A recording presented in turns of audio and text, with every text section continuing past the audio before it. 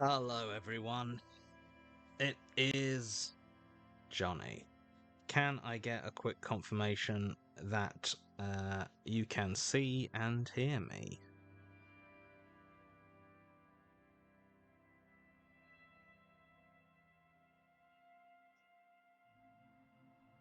While I just listen to the sad stylings of Disco Elysium.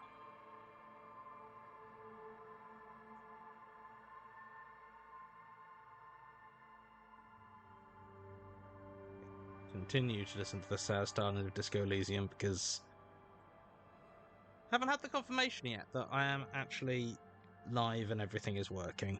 I've had some tech. Yeah, I'm good. Okay, good. Sorry, I was having some real tech issues trying to get everything set up, so it was a little bit nervous at that one. So we're gonna start out with Kofi from Alia Baxter. Hiya! For once, I have some exciting news. I got into Edinburgh Uni. I'm very excited, but it's also stressful. First time being without family and home comforts and so on. That is fantastic news. Edinburgh is a great uni, and you're gonna have a great time. It is stressful, but I think you'll get a hang of it. I like uni can be a really good time, and I have every confidence that you're going to have a great time there. Kofi from Honeybee Charm. Hello, everyone. It's been a wild few months, lots of ups and downs both in personal and professional life. Recently, though, I got a huge opportunity that has the potential to jumpstart my career. It's going to take a lot of hard work, but I'm so excited. That's really cool. And yeah, good luck. Don't like the sound of hard work. Do like the sound of things going well for you. And Inky Pine subscribed with Prime. They've subscribed for 2 months. Thank you very much. So, we are continuing to push forward in Disco Elysium. Continued, this is still in the section of the game where I've got to give a content warning up top for discussions of sexual assault. Nothing quite so intensely graphic as last time, but there are still a few moments that you probably want to be aware of. Specifically, the Door Gunner mixtape has some stuff on. So with that heads up out the way, let's try to remember where we were.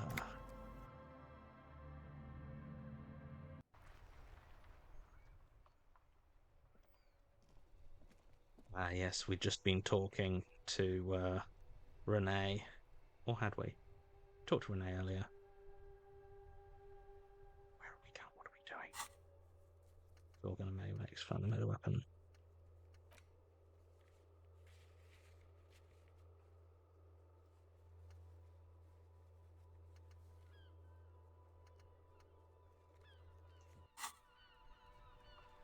Yes.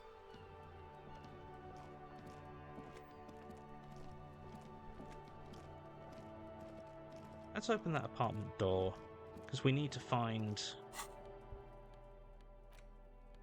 a magnetic tape acquired from Titus Hardy. It supposedly holds a recording of the Mercenary Task Force radio communications recorded via a de-encryption station.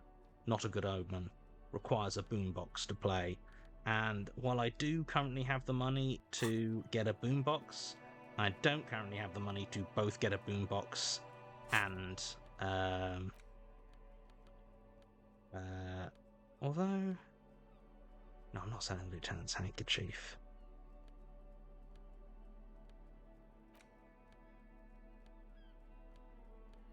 Don't think I can pawn my clothes, so I don't currently have anything I can easily pawn to get more money. I can start. I might collect some tar soon, but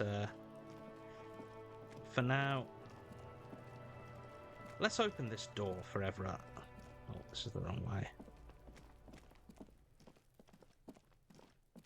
I'm going to send Kim off to dispose of the body soon, but I do want to have my meeting with the Sunday friend before then.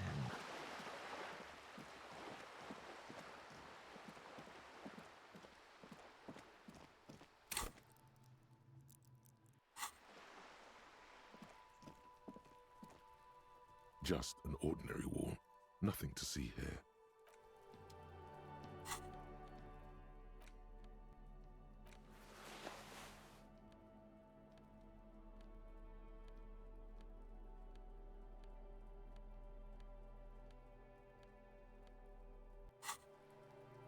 Just an ordinary wall. Nothing to see here. Why am I looking at this wall? Because you see it, finally. This wall is sublime. Look at it. The shadows, the colors. All the other walls on all the other houses must make a pilgrimage in adoration of this, the uncontested pinnacle of wallcraft, color peeled from the very face of God. More. O Wallfather. Kim, I must paint this wall, add even more beauty to it. Huh? He sounds tired of it all. First, I know you're tired, Kim, but take another look at this wall. Draw nourishment from its beauty. Sure. I'm sure I'll find the materials. Then we can come back to this magnificent wall. I suppose we have to pass by it again at some point anyway.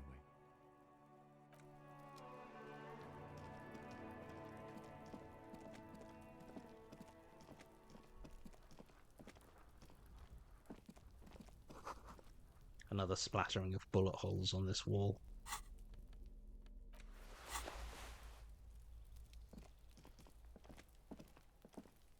This must be it.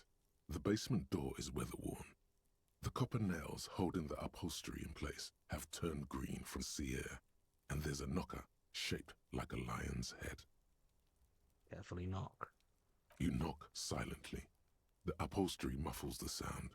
No response comes from the apartment. I guess no one is in?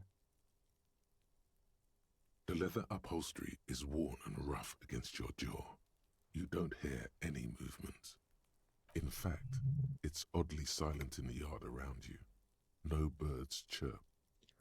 Lieutenant, what is your opinion of this task we're undertaking? Let's be honest. This isn't what I joined the RCM for, but every day tells you something new about yourself. Apparently, working with the local union boss to get info on an investigation is not something I'm squeamish about. So you don't mind if I unlock the door? If the Merc Tribunal happens before we solve this, we are looking at casualties. What's one unlocked door compared to that? On the other hand, we could just leave and tell Evrart we opened the door. No one seems to be tailing us to see if we actually did it. Lie to Evrart? That's also an option. Yes, presenting a fabrication is known to get results here and there. You took this task. You make the call.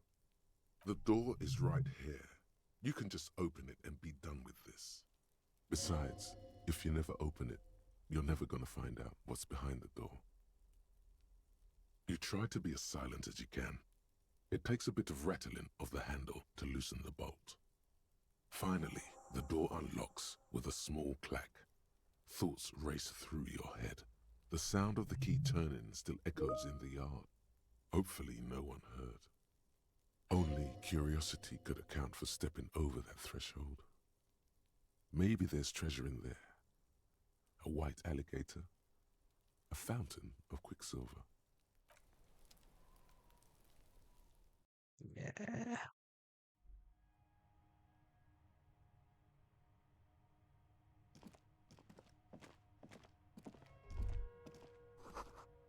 The smell of disinfectant in the room smells like chemicals. A row of mugs sits on the shelf. Each one depicts a human figure. A dark-skinned woman grinning amidst mysterious symbols. A broad-shouldered man shoveling potatoes, and others. Tap on the mugs. A little ring. Though cheerful, the images on the ceramic make you vaguely uncomfortable. There's something disdainful in the way the curves and lines of the bodies were drawn. The images betray a lack of interest in human beings. They are merely unflattering caricatures. What do I mean, uncomfortable? The owner of these mugs doesn't like people of other ethnicities very much. Typical asshole. This person is unhappy. The lieutenant picks up one of the mugs, then puts it back down with a look of disdain. I'm beginning to feel better about breaking into this man's apartment. What about your yellow man mug and compare? Yes, your broken mug friend would feel very much at home here. The same humor, the same mocking lines. There's the missing tin soldier. Whoever lives here might have used the Whirling's container to dump his trash. And now they've drawn the ire of the Union. The plot thickens, as they say. An interesting little clue. Let's see where this goes. Clues have a way of magically connecting to other clues down the road. Perhaps you should break into apartments more often. Do you really think it's the same person who put the dead man's clothes in the trash? Who knows? I'm not expecting too much from this clothes in the trash lead either way. It might turn out to be some random local matter, but still, a nice coincidence. Whoever lives here admires fair-haired fantasy heroes with big muscles.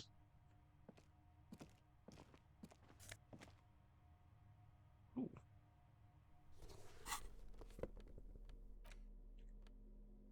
Preston's spotless, gleaming white shirt, the kind that serious men wear, that's serious into Easterly offices, not yet piss-soaked or cum-stained.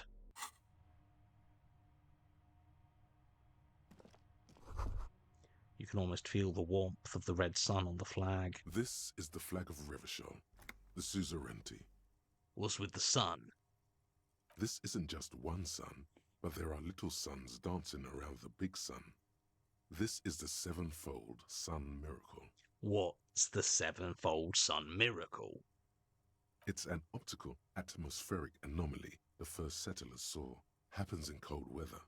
6 small suns around the big one. This complex halo phenomena is how old Revachol got its flag. It is but one of the many strange optic atmospheric phenomenon of this wondrous archipelago. You're sure you once saw sundogs in your youth, and blue flares. Lieutenant, the old flag of the suzerain. Mm-hmm. The tenant is an old-fashioned guy. Yeah, don't bow down to the flag. The flag doesn't seem to mind. It's just a colourful fabric with a sun sewn onto it. Like all feudal flags, it looks like a children's drawing. A book titled The Hidden World of Walking Sticks lies open.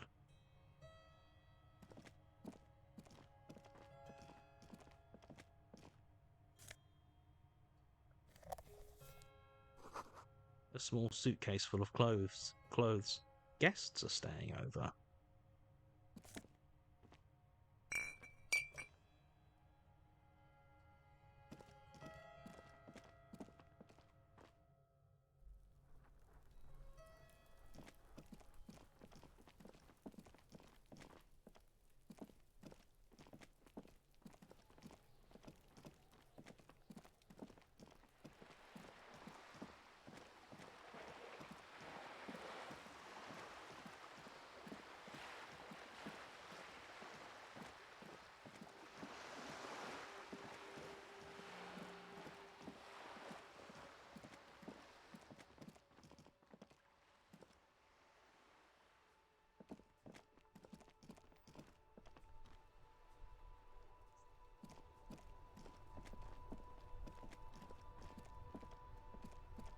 Let's find out how much the boombox actually is.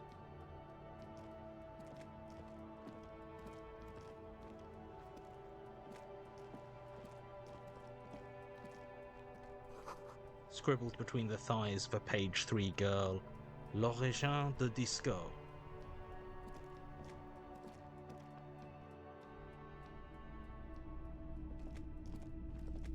Hello, hello. Let me know if I can help you with anything. I'm looking for something that plays a tape for police business. A tape? We have boom boxes for sale that will play it. Check the shelves. The boomboxes on the shelf look well-loved and well-travelled. Chipped, dented, they stare at you with the unblinking eyes of their tape reels. Stand on the tips of your toes to see more. One especially catches your eye. Deep gold and amber plastic with a big old handle on top. A classic boombox that says Stereo 8 approved. This is you. Golden orange. A sunset suite. Just make sure it works before you buy it. Shopkeep, this Stereo 8 approved machine here is the Harman Welsh W2. Made in Vespa. Designed in Seoul. Plays all reel-to-reel formats. 2mm, 8mm, 12mm. It's even got a little radio in there. It'll set you back 12 real. Are you sure this is all in working order?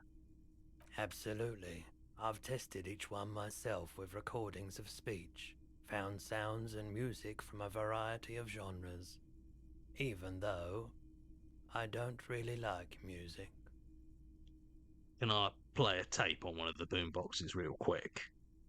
Sorry, man. I can't be giving out freebies. Never have, won't now. Can I get a discount on this boombox? A police discount? A discount? I do have to keep the lights on, man. It's 12 real. Remember, he doesn't like music. He likes sounds.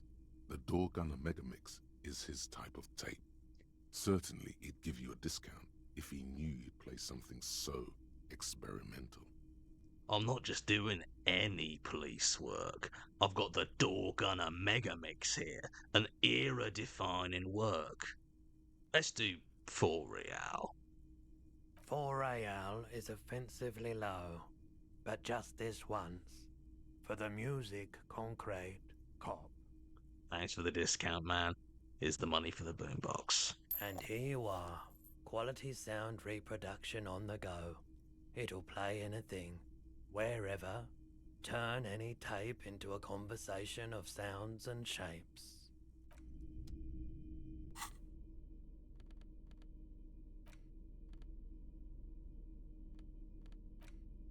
This is the reel-to-reel boombox of everyone's youth. A little banged up, a little chipped, and honestly, not that loud either. Looks cool though. Excels at being carried on the shoulder, allowing you to play audio tape items and blast music into the face of unsuspecting strangers.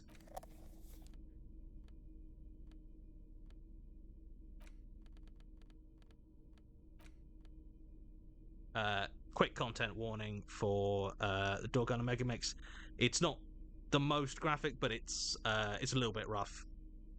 So if you've got sexual violence triggers, I will say maybe mute, and I'll give you a thumbs up when it's done. The porter reel is just what you needed. The reels attach to the apparatus with a satisfying click. The tape is rooted behind the magnetic reader. Play the tape. You push command set, and the tape starts spinning. Violent static and machine sounds fill the air. This isn't Revachol. This is a fucking village. I can almost see the elephants. The harbor. That's the son of a Kvalsund crane. When this shit is done, I'm gonna tear that place up. Soldier of the apocalypse style. Kill shit. Dogs and chickens too. Gonna run a room, Cordy. A real nice one. I don't give a shit. I'm fucking done. I'm done mentally. I'll fucking do them all in. Rape that disco cunt on the counter. You know, The dance a whore upstairs. Do it Kohoi style. Never did get that taste out of my mouth. The lieutenant presses the button marked Arete on your portal reel. The tape stops spinning. What's Kohoi? A village on the Samaran Isola, in South Safre. Grad committed war crimes there, the kind of thing he talks about. You think he was there? Who knows? Maybe the tattoos would have an answer. We would need to know the story of this man's service. What was that at the very end? Silence? End of recording. What do you think? It seemed authentic enough. Probably recorded off the shortwave, then edited to seem more incriminating. He sounded like he was on patrol around the harbor walls. I agree. He also sounded inebriated. Still,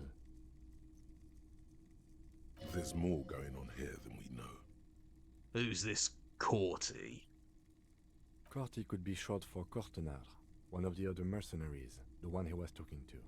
Probably the mountain at the harbor gates. Mr. Right to Work. Okay then. What now? I think we've got a few more questions for class here, don't you? This seems to contradict her testimony, at least to some degree. As you take out the tape, the boombox tunes itself back to the cheery radio again, spewing out beats like it's a Friday night. The contrast feels chilly, inappropriate even.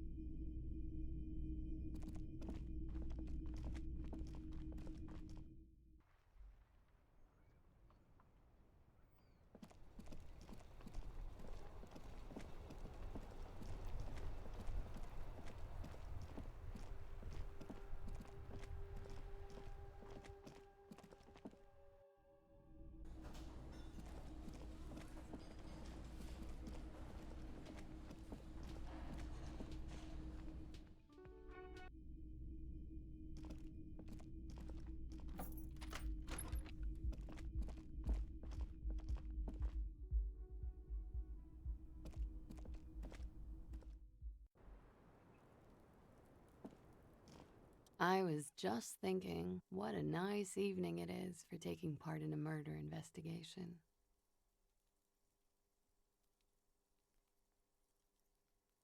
Sadi gave us a recording where the deceased states his intention to commit rape. She puts her coffee cup down with a soft ring as the porcelain meets the metal table. This does not surprise her. Did he? I never said he was a good man, or that he had good intentions, only that he was never bad to me. On this tape, he specifically identifies you as the target. Where did they get this recording exactly? It's intercepted radio chatter of the deceased, recorded via a de-encryption station. It's authentic enough. Does he say he's gonna do it Soldier of the Apocalypse style? Those are the exact words he used. Yeah. That was practically his pickup line. Did he say whores a lot? Was he pretty much on the verge of doing it Kohoi style?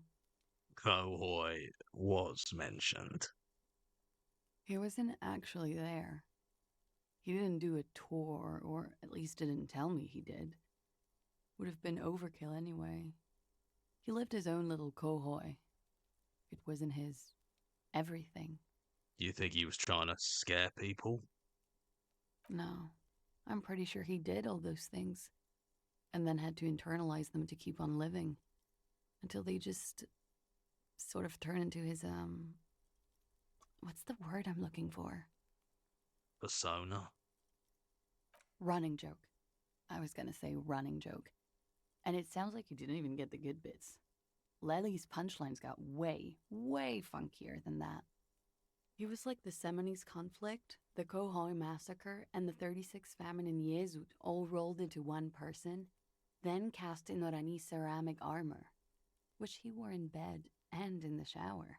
And you spent time with this person, romantically. We're all scraping up any happiness we can find, officer. Going around with our little scouring sticks. You, your first love, Mr. Quohoy here. Did he tell you he had actually done any of those things? He and Martinez, I mean? No.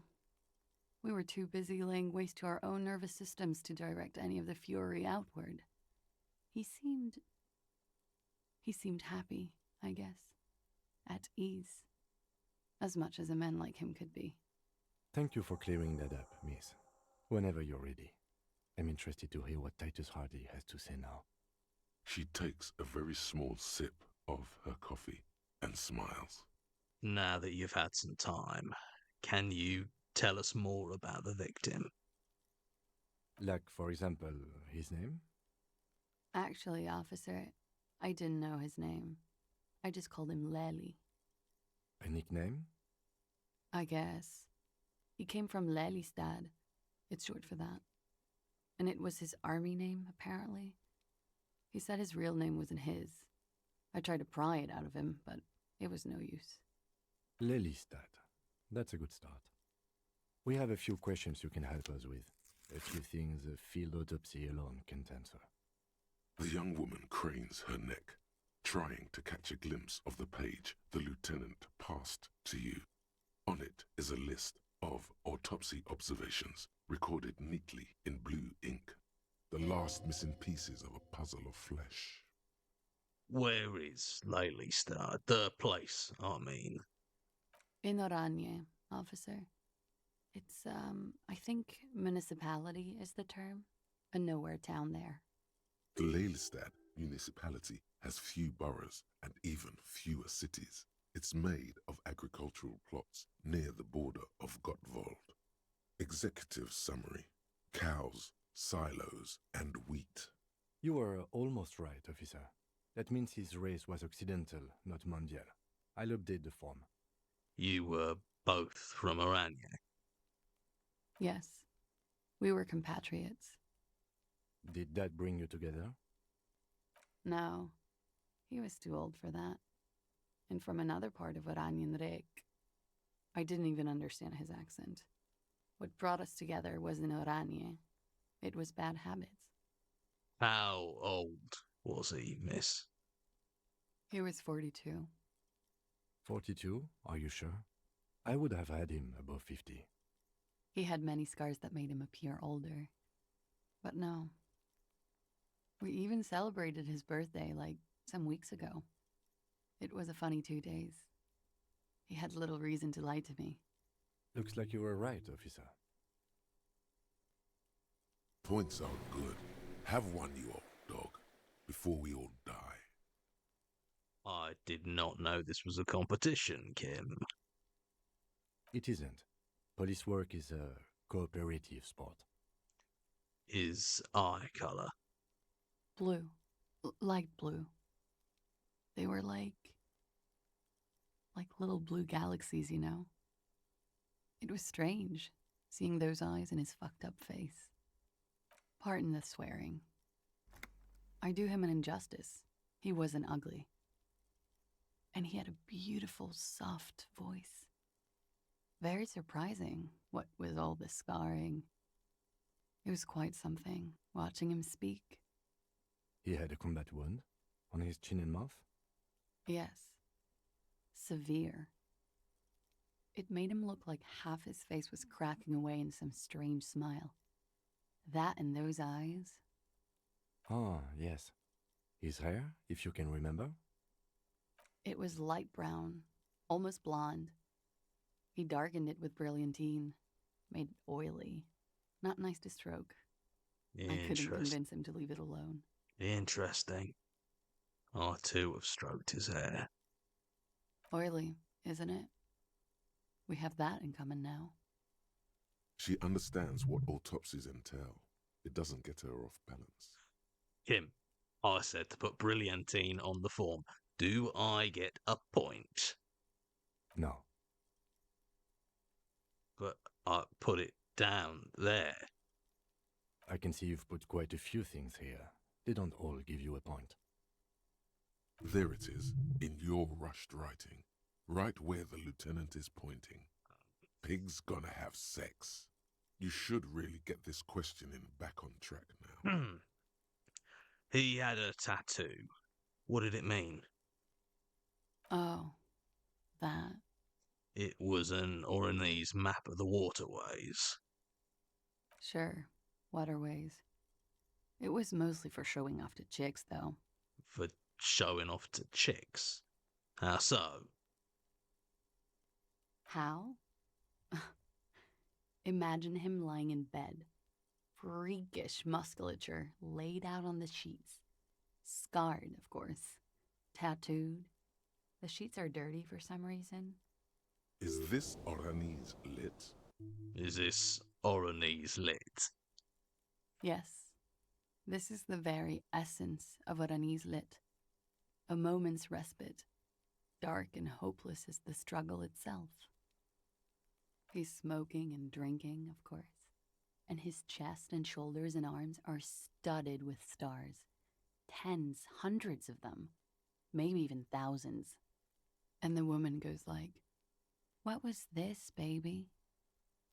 And he says, "That was too hardcore. Don't ask me about that." So she goes, "Okay, but what's this, baby?" And he's like, "Saw some bat shit there. Killed some loincloths." And so it goes. Star after star, port after port, third world country after third world country.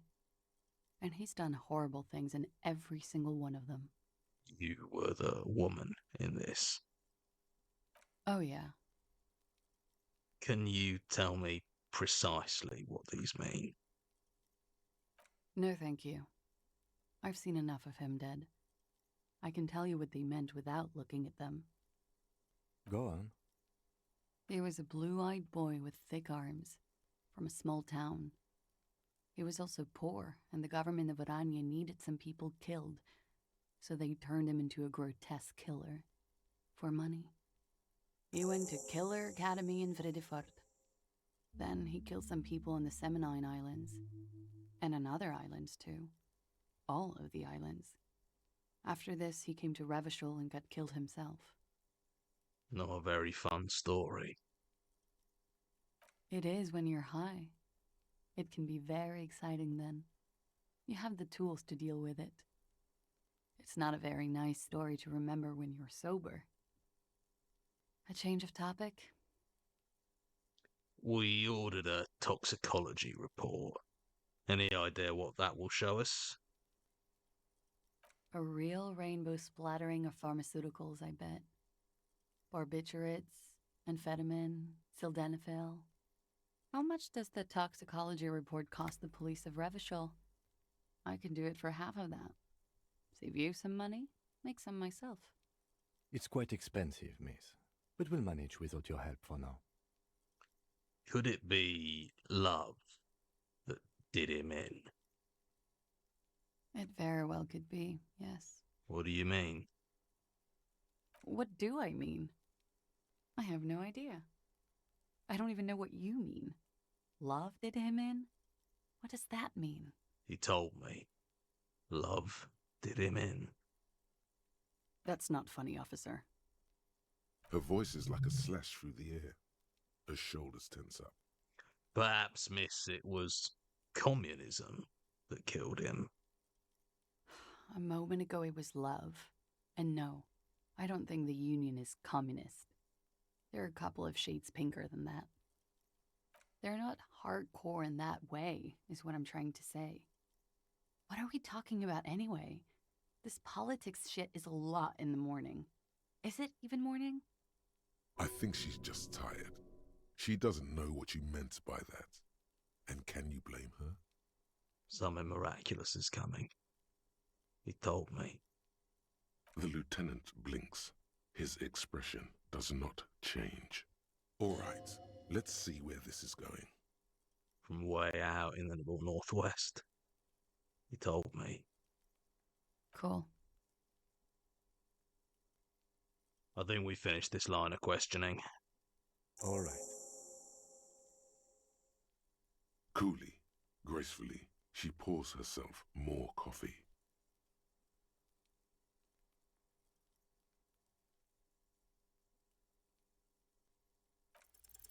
She looks back. Time moves slowly. The triangles of her face rearranging into a weary smile. Don't worry. We will protect you from her beauty. We will consult you through the reefs and sounds of her persona. We will see through deceits. You are shielded. You are wise. You are advised. There are muscles on long white bones that line her limbs, just below the silver jumpsuit. What is happening? Nothing, just time passing. Don't worry. You are not a fool. Anything out of the ordinary and you would be notified. Air moves in your windpipe. Your heart beats. You're a detective. Get back to detecting. Am I being beguiled? She presses her elbows against her waist and slowly turns her head. Her hair brushes her shoulders, making a small hissing sound, almost imperceptible. The strange moment ends. It was brief, no longer than 2.2 seconds.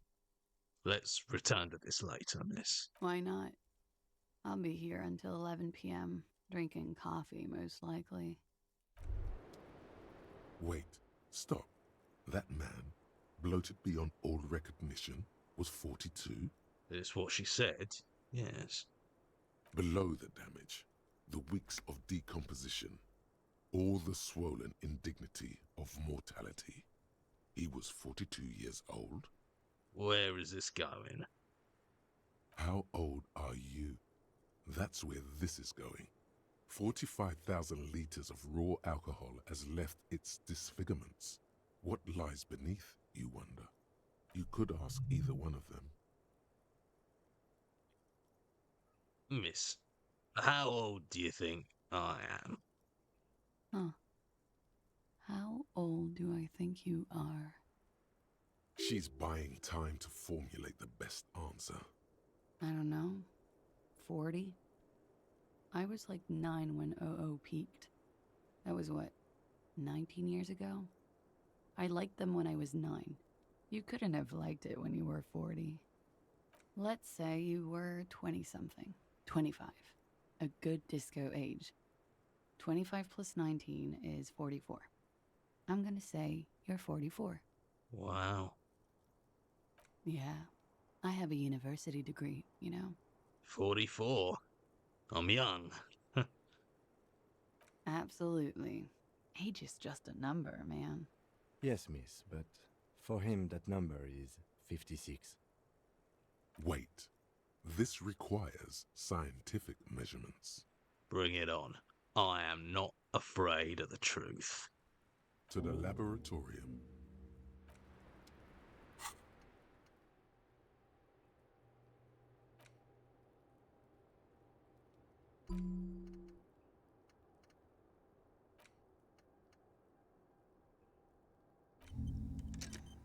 Your face looks like it's 58 and your body feels like it's 60. Your mind feels like it's lived for 1 day or 100.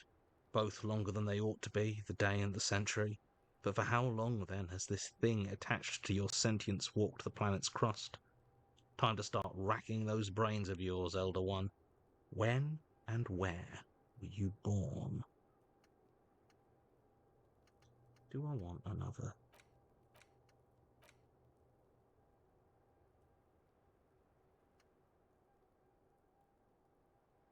Yeah.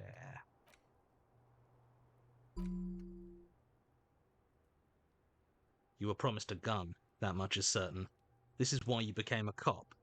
Yet here you are loitering around with idle hands like some sorry-ass loser from the street. Suddenly, you're supposed to be solving cases by what? Like, talking to people?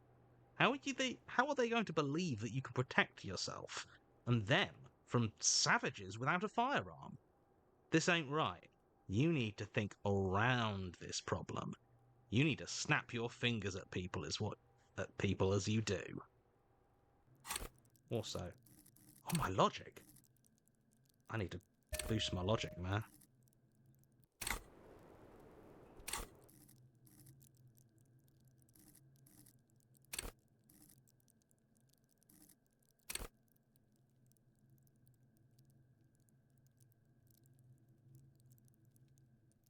I'll keep 2 in the back, 2 in the pocket.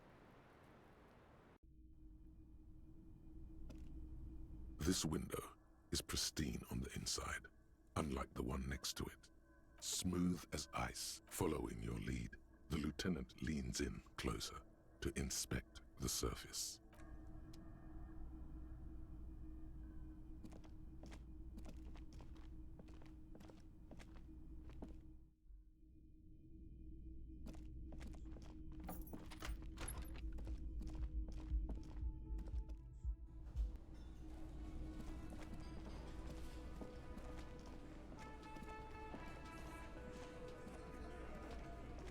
It's you again. What is it?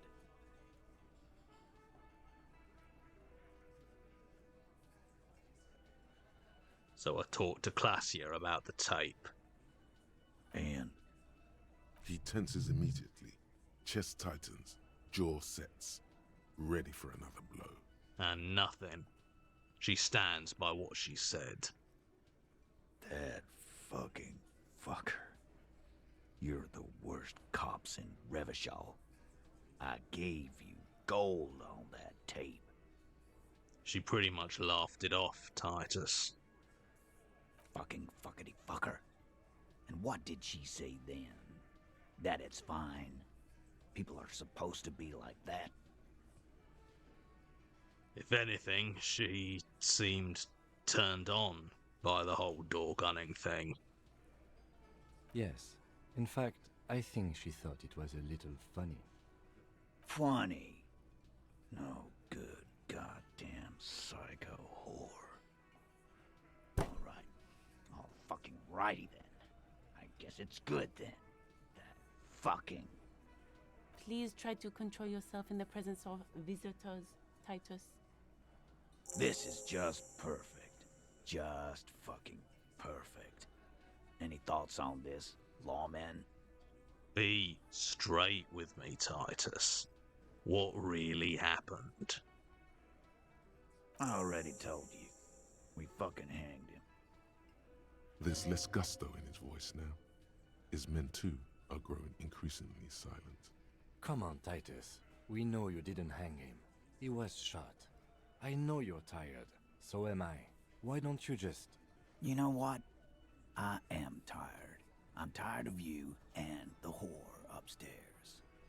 Next time you see her, tell her Titus said, "Fuck off!" This is the petulant rage of someone who's at the end of their wits. That lying, scamming. We're done. This is over. You understand? Your little investigation is over. Yeah. On the floor, beer drips out of the can into a small puddle. No one does anything about it. What is this quiet funeral shit? All we need is some beers in us. Bartender, 20 beers for the Dock Workers Union. Why do we make it 40, huh? Why do we make it 100 beers? You're not loud enough. 100 beers? Now we're talking. Hoppity hop over here, cafeteria manager.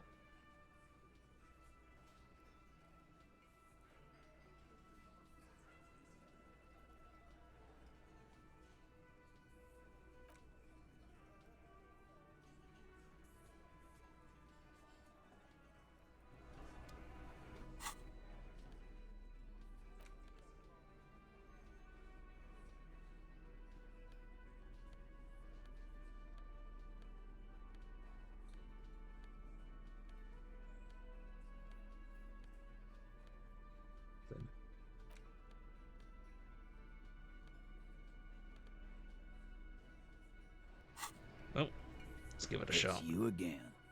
What is it?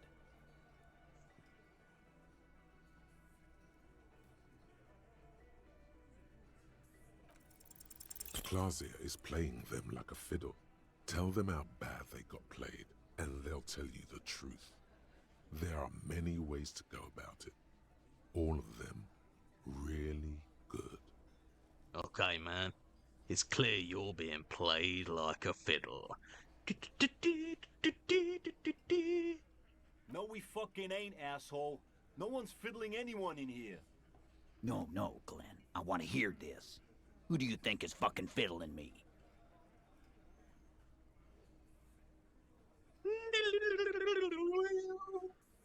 The hunter becomes the hunter. The hunter becomes the hunter? A little tip for you, cop. The next time you try to fuck with someone's head, make sure you're not fucked there yourself. I don't understand what happened. Why did you say that? I didn't tell you to say that. Put the fiddle down and never go off script like that again.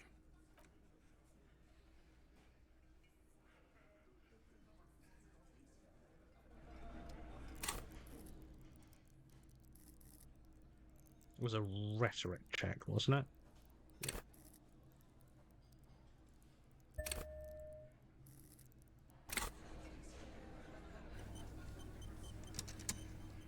Might do a save, scum. It's you again. What is it?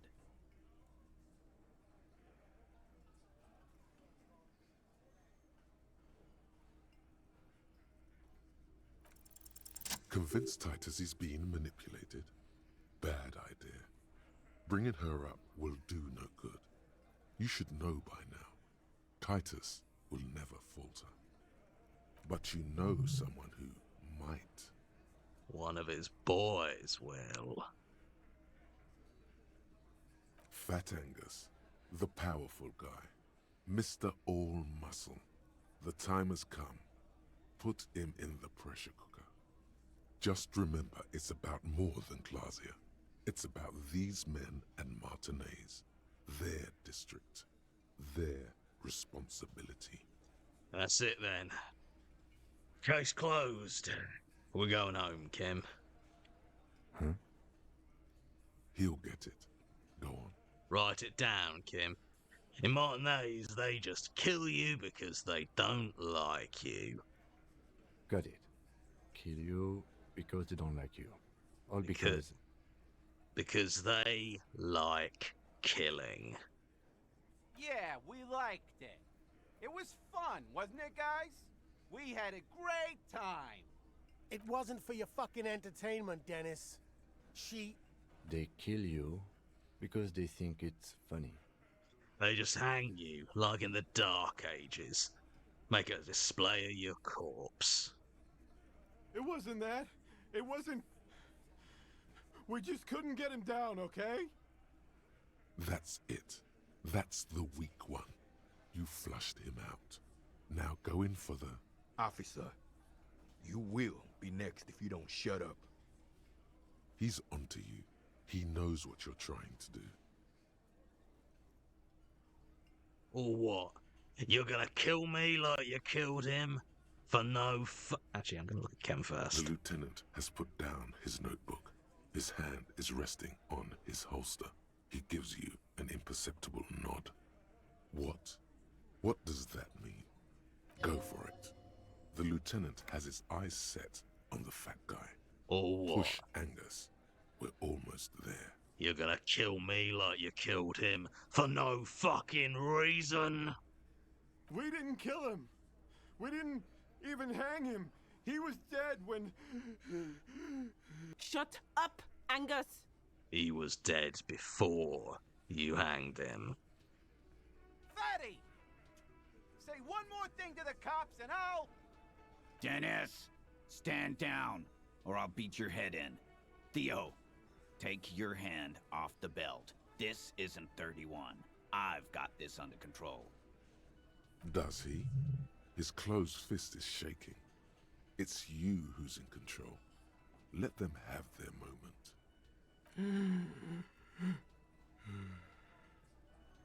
Angie, where's your goddamn inhaler? You sound like you're dying. I left it home. I can't get it. I'm too fucked. I'm sorry. Why are you so fucking fat, Angus? Now it's all pointless. Because of you. You wasted my time. I told you, Titus. I told you just give her up. Lizzie, your help is no longer needed here. Go tell Everard. Fine. I'll tell him. After a long walk along the coast. You're in. He's all yours. Questions? So you didn't kill him. He was already dead. He nods. You hanged the corpse to cover up the real cause of death, the bullet in his head. Another nod. Why? 'Cause the girls asked us to. They were in some shit. Girls plural? There's another girl? 2 of them? Take note of this. They'll probably say more about her later. Did she kill him? Cop, I have no idea. The girl says she didn't. He doesn't think she did. Or at least he hopes she didn't. What happened Sunday night? Classier came down. She seemed really out of it. Drugged up, even more than usual. Bug-eyed and gurning, you know? Not in a fun way. It looked like she'd redosed after something went down. I've seen that look before. She was scared. I knew someone had died. How did you know? I've done this job for 10 years. I've seen it before. It's the politician in the motel room with the dead hooker scenario. Only in reverse. Good analogy, boss. You don't get to talk yet, Shanky. You're still on the bench. You keep taking it easy too, Angus. What happened then? We went upstairs. Sure as day the Merc was dead. There was a bullet hole through the window. Fucking dirty sheets and bottles everywhere. He means they'd been fucking? Tibbs patched the window. And the corpse. We hanged. Who's Tibbs? The 8th Hardy? Nah, he's my brother. He's in the window replacement business. Right now, he's grateful he hasn't gotten his brother into this mess. If Glacier didn't kill him, why the cover-up? You may have noticed our girl's in some shit of her own. I didn't notice anything. What kind of shit are we talking about? The can't show up on police radar kind. There are people after her. From the old world. Where she came from. These people, who are they? They're powerful. Connected to the Moral Intern. She's clearly afraid for her life. Says if she showed up in your systems, she'd be ghosted away. And why would you help someone like that? By taking on a murder? Why would I? I guess we abide all sorts of runaways and losers here. It's a Martinez thing. So, who killed the Merc then? Any leads? Not yet. Just some ideas. She says the shot came from outside, behind the window somewhere. So that's a clue. What are you thinking? I'm thinking someone's past caught up with them. Either hers or his. Hers, you mean? I mean the people after Clausia. Maybe the shot missed. Maybe it was meant for her. I like that. Been thinking the same thing myself. And you had ideas about his past too? My dude. One of those mercenary buddies of his could have done it. They got guns. Training. Years of bad blood, probably. Or it could have been someone else from Crenell. Tell you what I'd do. Check out the coast for vantage points. Maybe consult with a ballistics buddy of mine. That's what I'd do. If I wasn't too busy doing this clown dance with you. Whose idea was it to hang her anyway? Yours? In a manner of speaking. Remember the 2 girls? He may be talking about the other one. Earlier you said the girls asked for your help. Was this the other girl? That's right. It was her idea to hang him. I liked it for political reasons. It sent a good message. It's her, isn't it? The drug trafficker. The missing Eighth Hardy. Fella, you think too much. He's off all right. You're gonna hurt your head. That woman is just affiliated with the Hardy Boys. You don't know her, anyway. You know it's okay for there to be a Hardy girl, Titus. We're Hardy Boys. And that's it. You're gonna stonewall me if I ask more about her, aren't you? Glad you understand that. I'm sorry I made you guys fight. Me too. Thank you for this, Titus. I'll go talk to her. For the last time. You do that. Hey, cop. Before you go, Klausya, came to Martinez to hide. Many of us did. This is where you wash up when there's nowhere left to go. The Union takes you in. Now, she refused that protection. But you would still prefer if we didn't take her away. That's right. If we didn't take care of the people who end up here, this place would just be a couple of ruins and some cargo containers. We'll take that into account. Okay, we're halfway through, so I'm just going to check, see if we've got any more Kofis come through. Just the one from Akuma. Hi Johnny, I'm attempting a full-scale house clean today, but I keep getting jump scared by my cat Earl Grey. Great name for a cat, by the way. He'll hide somewhere and jump out when I walk past to spook me. He's been watching too many horror movies recently, I fear. Hope you're doing well this Disco Friday. I'm doing alright. Was setting up for Aircon Northwest, which is a small Manchester-based gaming convention we're exhibiting at this weekend. And it was one of those ones where, like, I feel like I did maybe 2 hours of actual work today, like in terms of setting up. But there's just a lot of travelling, a lot of schlepping stuff, and, you know, ended up a bit tired, but I'm alright. Oh, and Jay bought a coffee. Thank you. Right. If you are enjoying Disco Elysium, please do drop a Ko-fi at kofi.com/Johnny and Sasha, or subscribe, or cheer bits, or any of that good stuff.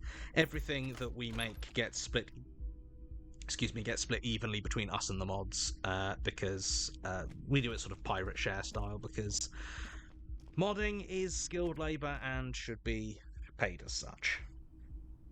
And let's have a look at this window. This window is pristine on the inside, unlike the one smooth following your lead. Oh. Guess I can't yet. It's always good to see you. Something in her demeanor has changed. She's tired, consigned to her fate, to being here with you and what's to come.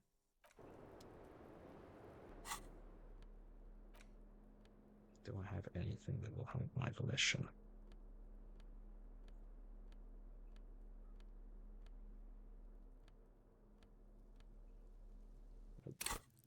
Gonna spend my last skill point. And I might save scum it, because I would quite like to. Always good to see you. Something in her demeanor has changed. She's tired, consigned to her fate, to being here with you and what's to come. Soft, light brown eyes look back at you, directly into the space behind your eye sockets. You see the smoke rise from between her painted red lips. She's beautiful. I have bad news for you. What? You know these guys? Who? Me? Yes, you. He's talking about you, you boring stiff.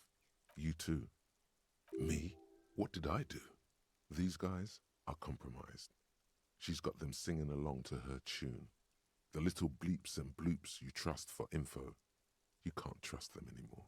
Oh my god. Believe it. Which ones exactly are affected? There's no way of knowing. At the moment, I'm afraid it's best to assume all of them. Bullshit, man.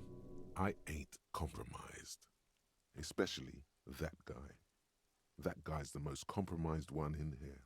No fucking way, man. I just want a drag of that sweet menthol Ziggy. Really? Quick, tell me what's under her jumpsuit. Glory, truth, softness. Protect her. She wants you. I take it back. He's got it pretty bad. But this next guy's on another level entirely. She likes you. The crown head is a boring condom. He's jealous. This is human nature. How did this happen? How it always does. Through subtlety. What can I do? There's nothing you can do about it. You are how you are, and she is how she is. Things will go as they do. Can't you turn them normal again? No. What use is this then? It's better to know you're being played than to be played without knowing it, is it not? Does this mean she's been lying to me? I think it's safe to assume, yes. Mr. Thespian here hasn't been speaking up. If he were, I suspect there would be paeans to her truthfulness. Like this, she is a lady, most fair and just. In his defense, to reduce him to such inadequacy, she probably had to employ half-truths more often than outright lies. That is correct. And omissions too. Can I trust this guy? A little. They're all still of limited use, interpreting things to the best of their ability. Maybe they add flair or something. I wouldn't know. I don't add flair. But when it comes to assessments of character and factual accuracy, they are not to be trusted. Not with her. Okay. Good. The less paranoid option. You can trust them.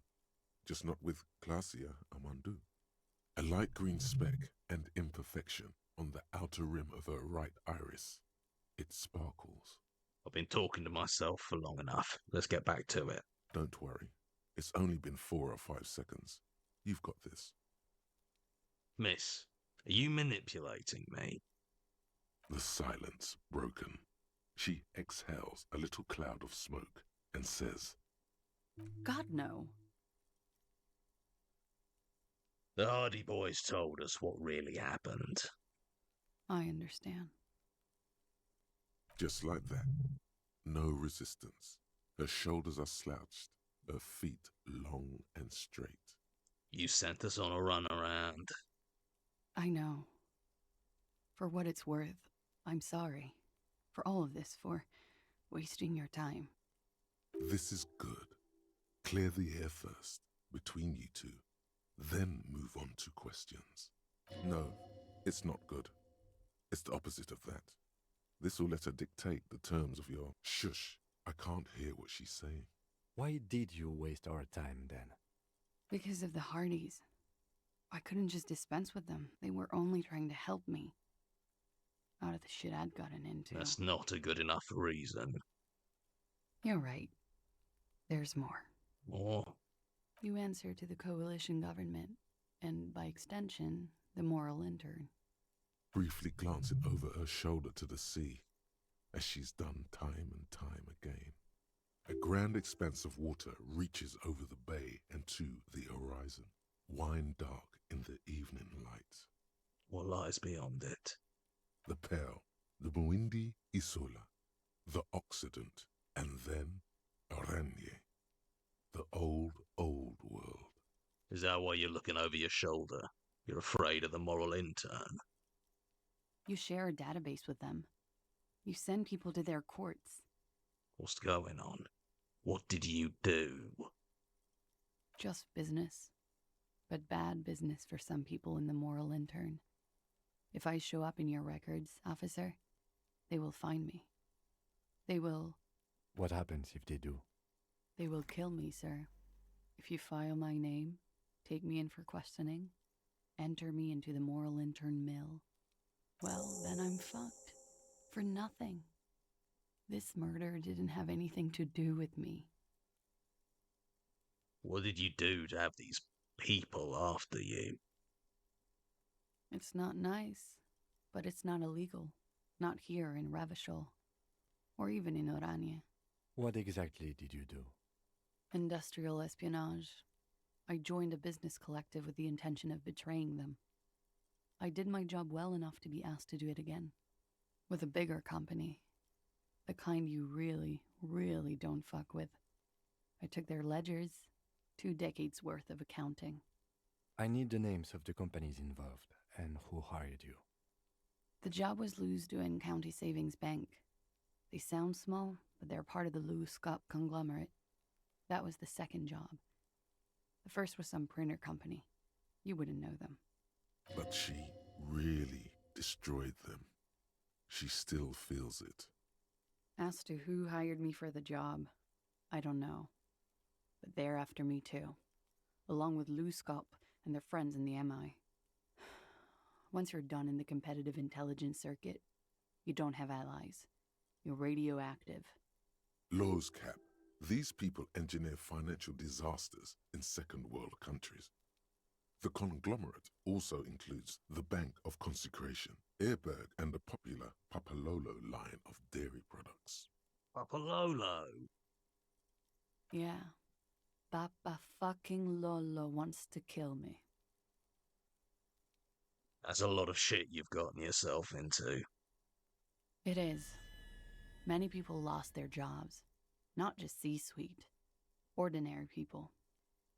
What I did to get to accounting, a lot of people got hurt. But that's just more of my shit you shouldn't have to deal with. You're solving a murder. That can wait. Look into her eyes. There's more. What did you do? One of them killed themselves because of me.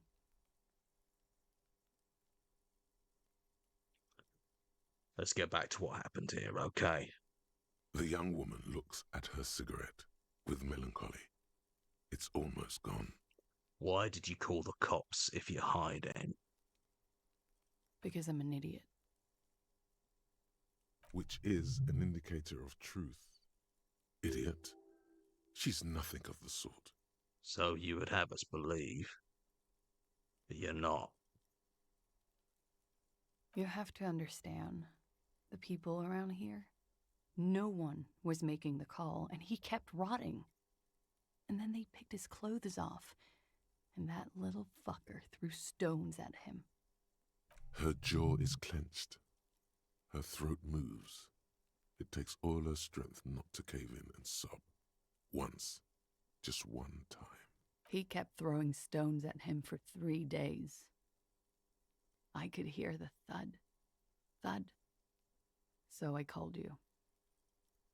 I hope with all my heart it's not the last thing I do in Ravishol. Oh God. That was a lie too. Who made the call then? She did, of course. What happened here? The night he died. We were there. Together. In bed, I mean. Tell me exactly what happened. Okay. He was in a kneeling position. He had just entered me. I was on my back, looking at him. I heard the window behind me shatter, and I turned to look. There was a hole in the glass. I turned back to him. His eyes were looking through me, and his mouth was open. Dumb. I could see. I could. Her chest rises and falls with each word. She keeps herself together and says it. I knew he was dead. Before he fell down on top of me. Then what happened? He was heavy. I pushed him off and he fell to the floor. There. He only had his boots on. I bit the pillow, not to scream, then ran downstairs.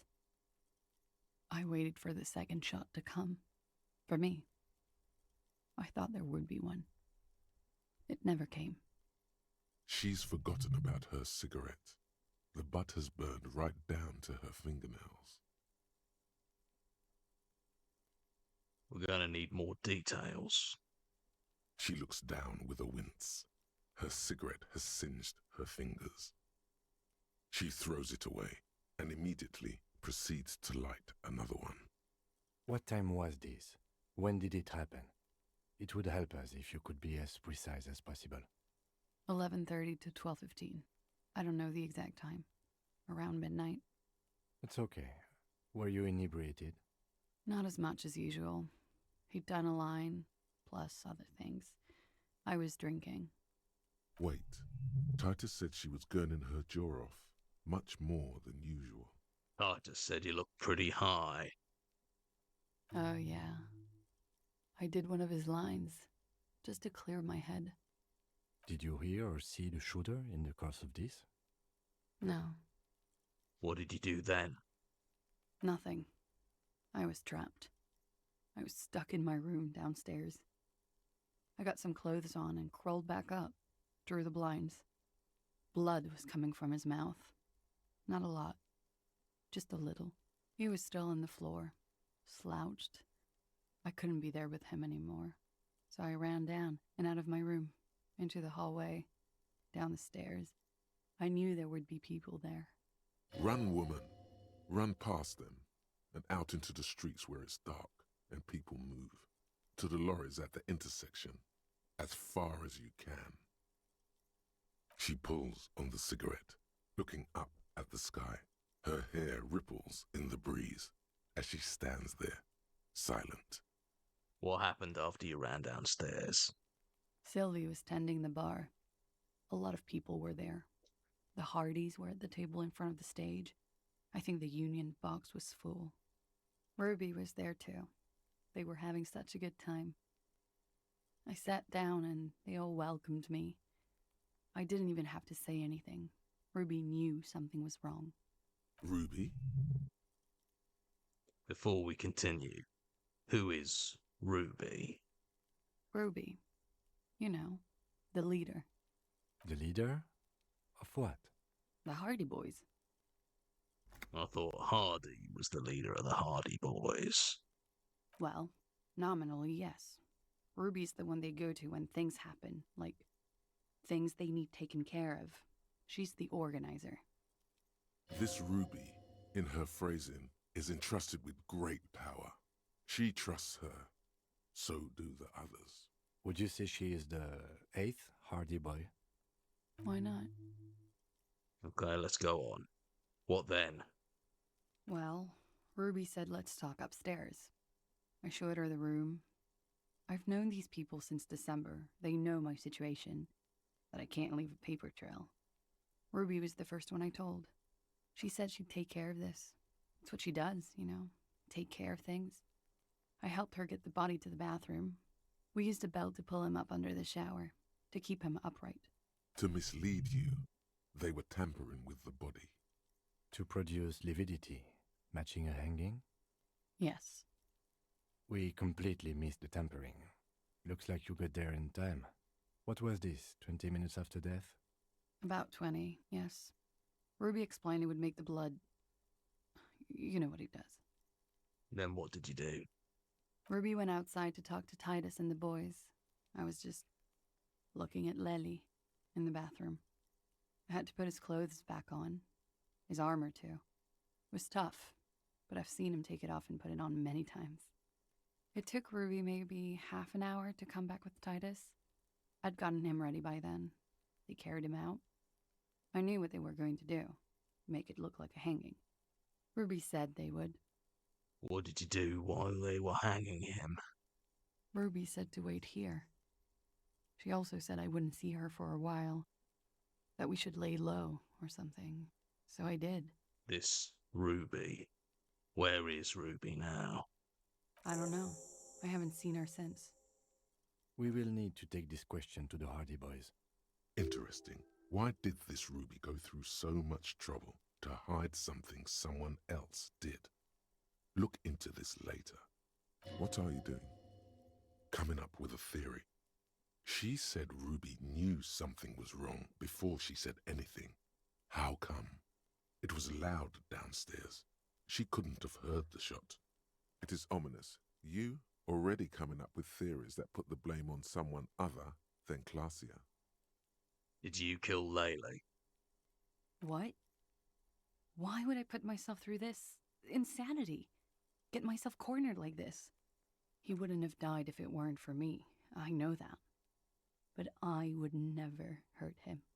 He was a serviceman. He must have had a gun lying around, close to her hand. A military weapon using jacketed ammunition. Now you guys suddenly have theories pouring out, when they're obviously just stabs in the dark. Downstairs, people have this crazy idea that you killed him. I'm sad to hear that. They must have said it in some fit of frustration or under pressure. They couldn't have meant it. I've talked to them after it happened. No one has implicated me. She's getting scared now of you, the downstairs people, all of it. Okay. I'd like you to answer some other questions, miss. Like what? When it happened, did you hear a gunshot? When he was shot? I may have. I don't know. I couldn't hear anything over the glass exploding. The gunshot wasn't that loud. This is something to keep in mind when assessing the distance of the shot. Could the people after you have killed him?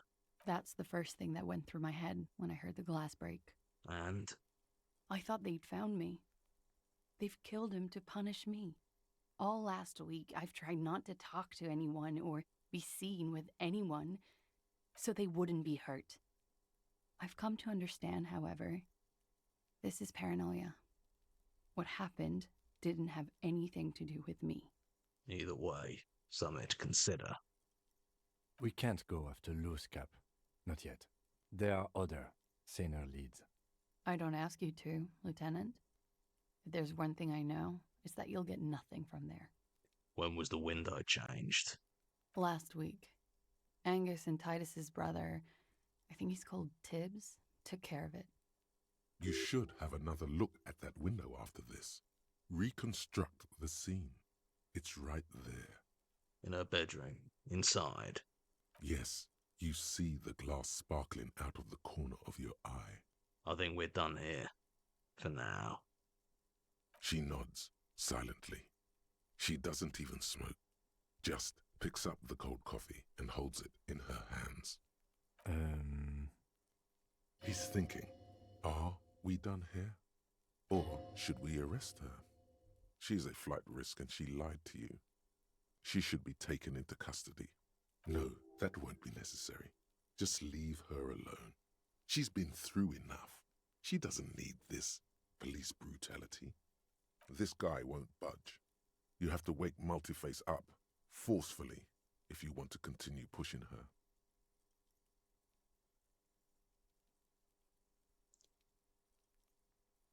God's name, wake up! Who? What? Dear Lord, you've been lied to. She could have killed her lover and lied to everyone. She's not the most fair and just at all. She's smoke and mirrors and will-o-wisps. She probably didn't give you her real name either. Why would she? Arrest her immediately, before she further entangles you in her web of lies. Take it easy. Don't overcompensate with this course correction. Ask questions first. Yes, start at the top. Choose at the bottom. It's how we've always done it. No rush. See? Your real name isn't Glacia Amandu. I agree. You wouldn't give us your real name, not when people are after you. Okay. Okay, what? Okay, it's not. I knew it. Good. I knew it. I knew it. You log your work every week. It's all transmitted to Common, sir. I couldn't just beg you not to enter my name. So I lied. Like I lied before. Like I did at LCSB. I have to lie all the time. I'm so tired of it. Was the passport bullshit too? That passport you keep hidden. No. It's submerged in a plastic buoy on the coast, in the reeds. It just doesn't say Clausia Amandu. It says Anouk Mea Smith. Falsified documents? Passport and visa. Given to me by my employer. I can't even use them. My employer probably leaked the name, Mea Smith, to hurt me. Why would they do that? I didn't show up to a rendezvous. They don't take that lightly. I didn't show up because I was afraid they'd do something to me. The job was finished. I'm just a liability now. She fears an arrest right here and now. This has been an awful turn of events for her. You're probably not even Miss Aranya 37, are you? I am. They can never take my sash and my scepter from me. Yes, they can, for lying. Tell me your real name. It's Katarzyna Lazie. It's a Grad name, Jimsk or Yugo-Grad in origin. Not Occidental at all. Smells of motor oil, tiger, economic desolation, and rock music-infused alcoholism. Finally we meet, Katarzyna Alasidja. She nods. Her round eyes meet yours. They seem moist from the wind on the roof. Enough. She nods, her back straight, ready for whatever is next.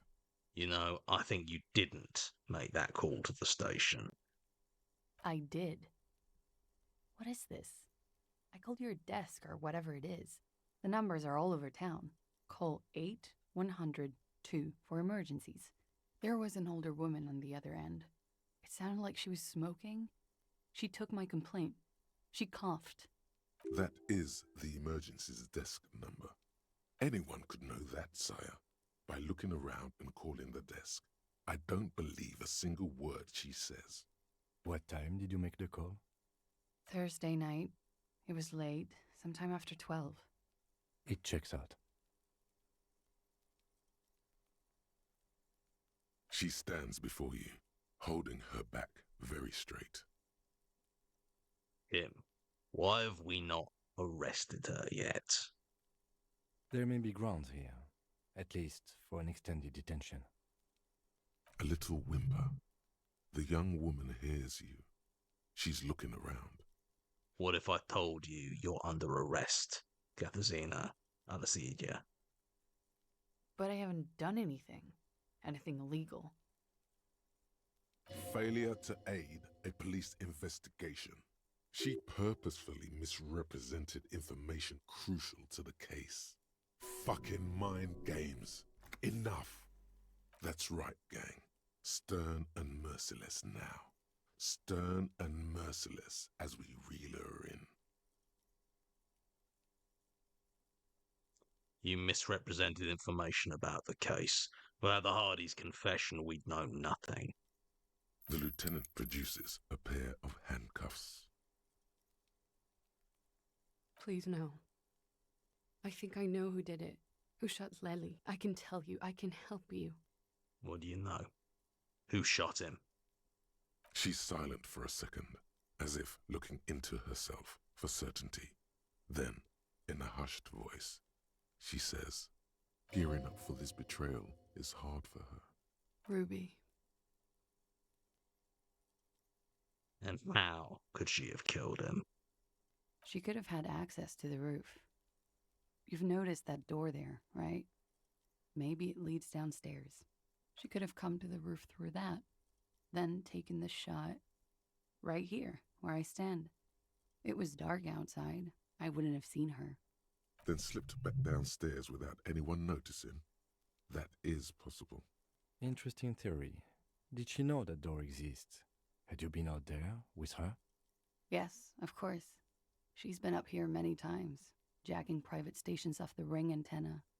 She used to come here to drink on the roof with me, before it got weird. Why do you think it was her?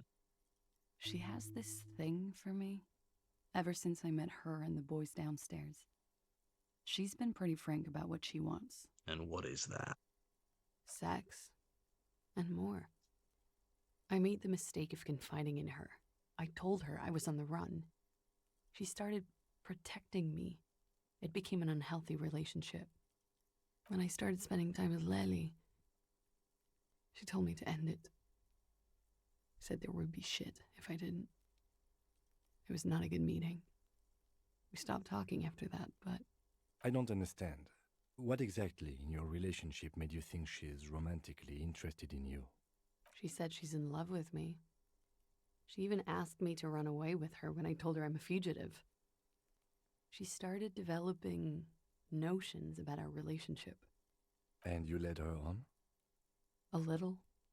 I was flattered, you know? But then I had to let her off, and it was not easy. I came to regret being friendly with her. We maybe kissed, nothing more. It's just sensationalism and guesses. I know what it sounds like.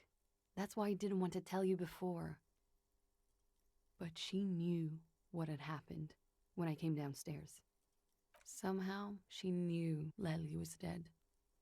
She wasn't surprised at all. When we came up here, she was calm as a stone, too. She cleaned it all up like she had a plan. This is a familiar theory. You had it too, remember? Could it be that Ruby was covering up after herself? The lynching? Yet again, you're coming up with this. The worst thing is, it may be true. When Ruby said there will be shit happening if you didn't end your relationship with the deceased, was she threatening you?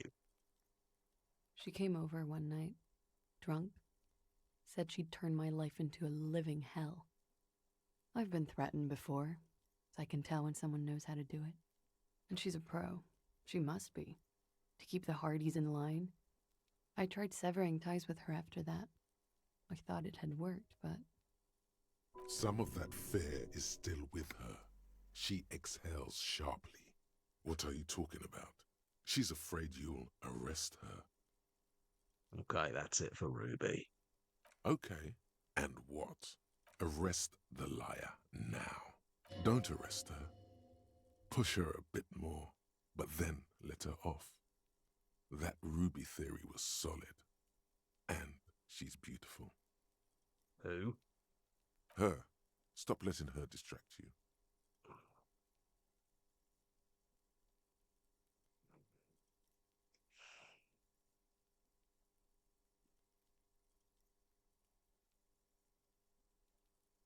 Okay. I'll keep you here, miss. For now. Thank you. Thank you. You won't regret it. Something tells you, you will. Let's change the subject for the time being. She slowly lights another cigarette and steadies her breath, as if in the presence of some tiger. You are. This is not the end of this. Let's return to this later. Guillaume Le Million. Bad news. Guillaume Le Million did not become a cop. In 1938, he went on a tour to the Sinyao province in Safre, where he died of autoerotic asphyxiation. His body was found hanging from a decorative dragon tree in his junior suite amid drug paraphernalia, unwholesome objects, and the Sylvia Trainer single, Wonderland, skipping in the background. And yes, you can take this as a metaphor for Revachol in the 30s, and also as a warning.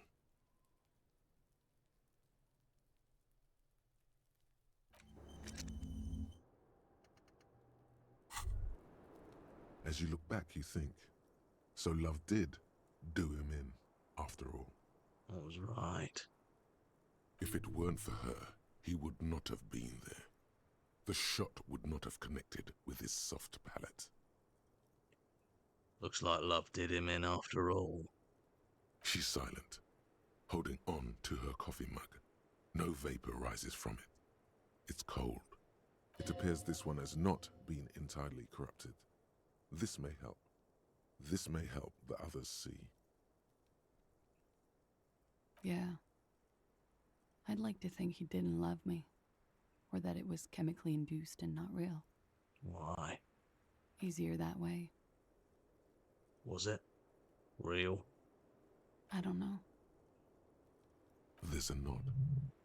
The smallest of nods. What is communism in all this? You do not know. A wind of needles. Airships flutter in the stratosphere. How do I know all this then? Who knows? It's getting cold out. You should go.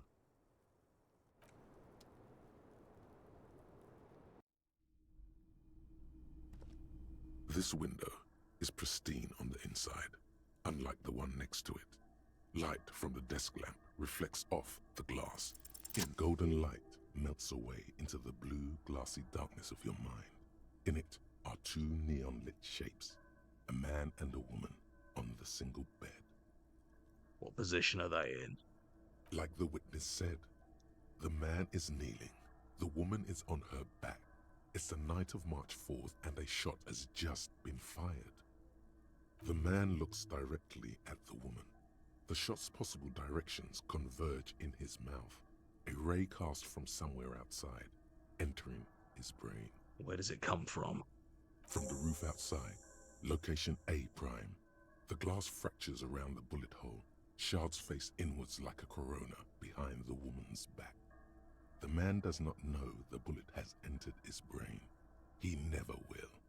Death comes faster than the realization. Have a look at point A, the roof.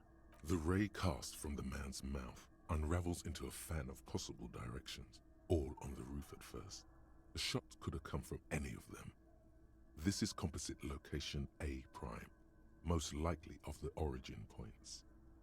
Shouldn't there be gun residue outside? There could have been. Then the rain and slush and wind washed it away. This was more than a week ago. So I'm what, 80% sure the roof is where the shot was made from? 72%, with a weapon that fires jacketed ammunition, likely a rifle. This is a good short distance, but not too short. The perpetrator aimed with their back against the railing, or possibly kneeling for precision. This would explain why it only took them one shot. The lights were on in here. Outside it was dark. It was like shooting fish in an aquarium, a well-lit aquarium. The victim opened his mouth to let the bullet in. Neither of them would have seen anything outside in the darkness, too busy with their own bodies. Could the shot have come from inside the room, a closer point? Point X would contradict the woman's testimony, rendering the entire proposition void. These figures would be wiped out, Detective. Are there any arguments against A prime, the roof? None that you've found thus far, but that doesn't mean there aren't any. Could there have been another point of origin, further away? That's a 28%, yes. In this model, the shot could have come from a greater distance. Nothing excludes the possibility. Should we extrapolate to include every possible point of origin in Martinez? Extrapolate. According to your map of the district, this shot could have come from a wide angle of locations, starting with the northern edge of the abandoned boardwalk, ending with an islet in the bay. Let's call them B prime. More precisely. B prime for boardwalk, B double prime for Land's End, and B triple prime for the islet, Detective. There may be smaller points in between, but those are too fine to zoom in on. Have a look at point B prime, the boardwalk. 700 meters away. The likeliest of these B positions, 20% chance. A skilled sniper could have made the shot, provided he had a safe sniper's nest. Even with the light on inside, we're talking military training. At that distance, the perpetrator would have had to take wind direction into account. Have a look at B prime, Land's End. 1.2 kilometers away. The least likely of these positions. Let's say 3%. A truly skilled sniper could have done it, possibly from a tent. No, too far-fetched. Have a look at B triple prime, the islet. 1 kilometer away. A point beyond the docks, on an islet in the bay.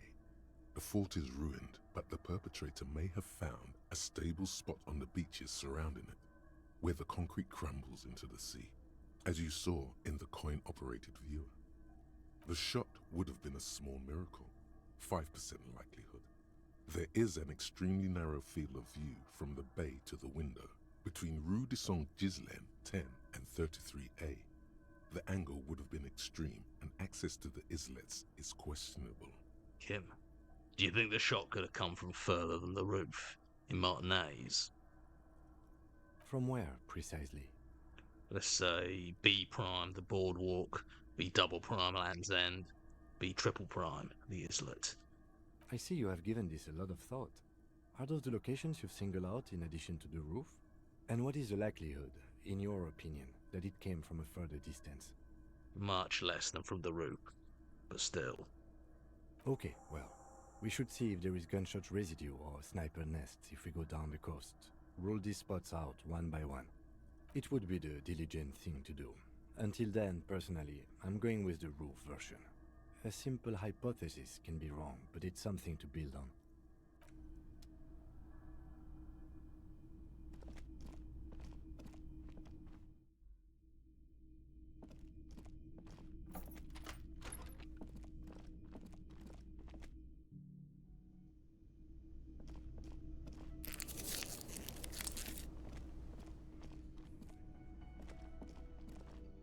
We are very late for the Sunday friend, but I'm going to see if it's not too late.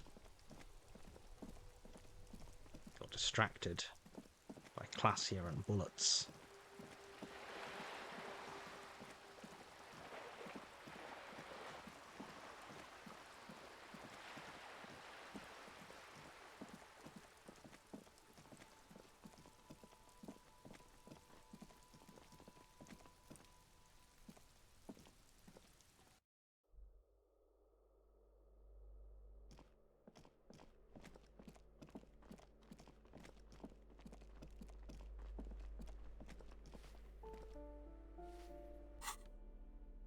Actually, I've just had a nasty thought.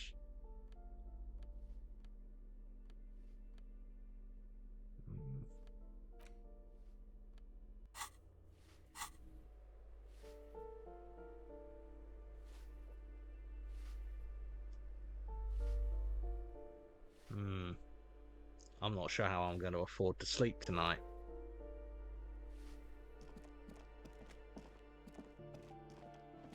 I very quickly returned to the pawn shop.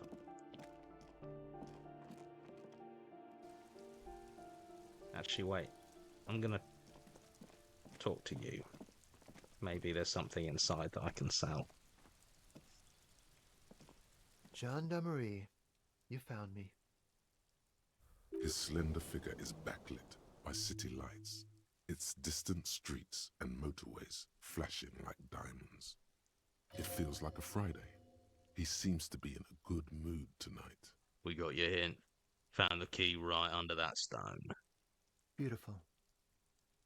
So tell me, are you here to make things right again? I'm not just going to make things right. I'm going to make them spectacular. Beautiful. I have some good news for you. My Sunday friend is visiting me tonight. I told him about you and he'd like to say hello. Step in. He's already waiting. Is it Friday tonight? Feels like a Friday. Yeah, it does feel like the end of the week. Such gentle weather. Even the rain feels nice. By the way, I'm really digging the view here. Mm-hmm. That's why I chose this place. Martinez is special, isn't it? Wait. Suddenly you are digging things? Very well, I'll talk to him. But first, I want to talk to you. I have so many questions. That's nice, but I don't have anything to tell you. It's my friend you're looking for, not me. He takes another drag of his unfiltered cigarette and looks around. It's getting dark and the neighboring windows have lit up, one by one. Downstairs, a cat crosses the yard, disappearing into the bush. Besides, I've got to run. He's going to leave you alone again. That's sad. Something tells you you're never going to talk to an individual this cool or mysterious ever again. No, if you must. I don't care. I don't care about people leaving me all the time. Don't worry, we'll meet again. Come find me in the bar of the Whirling some evening. Only if you promise that we'll talk again. It's important. Something flutters in the corner of the lieutenant's mouth as you're saying those words. We'll talk. Just not tonight. Take care, alright?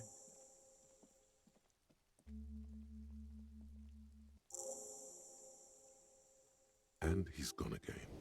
Looks like it's becoming a theme for him. There's something so different about him that I just can't put my finger on. Different, of course. He smells good. Why on earth does he smell so good? He smells good. That's weird, right? He smells good, and that's weird. He's barely holding it together. It's all he can do to keep from bursting out in laughter. Come on, detective, let's go. We've got a potential witness to interview. His Sunday friend, remember?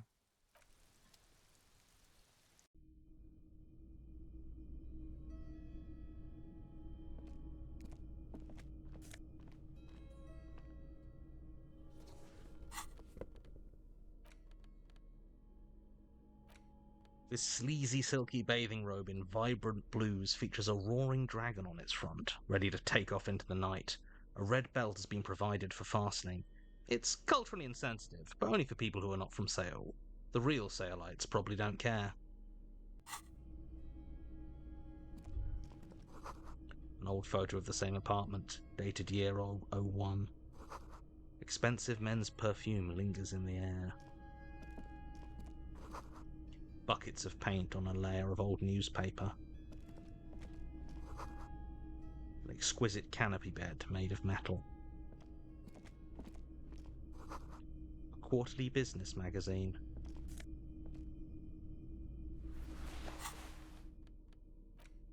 Samaran conical hat. This tawny cone-shaped hat looks like a beacon of Samaran wisdom, its straw sticking up like antennas. Thank God you can't really see people's reactions when they see you strolling around in this incredibly insensitive headpiece.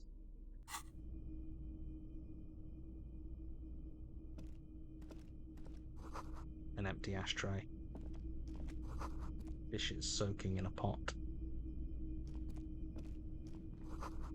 Flyers for underground parties. Dates for open lectures at a local university.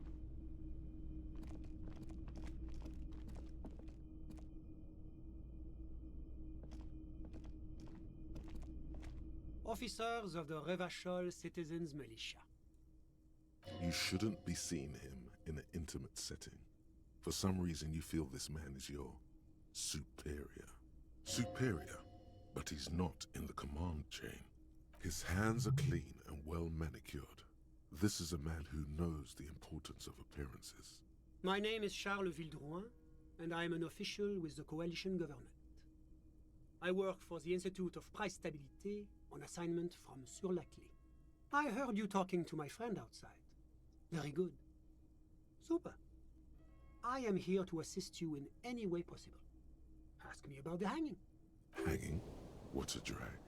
He seems like a cultured gentleman. You should ask him about the finer things. Before we go on, I absolutely have to inquire about this wonderful canopy. Oh yes, my friend has a great eye for these things. He refuses to tell me where it came from. It's a mystery. I believe they call this type of frame industrial. It's very comfy. That's really all I can tell you about it. The lieutenant takes out his notebook and nods to you to proceed. You actually witnessed the lynching? I'm sorry to say I did, officer. He didn't see the hanging.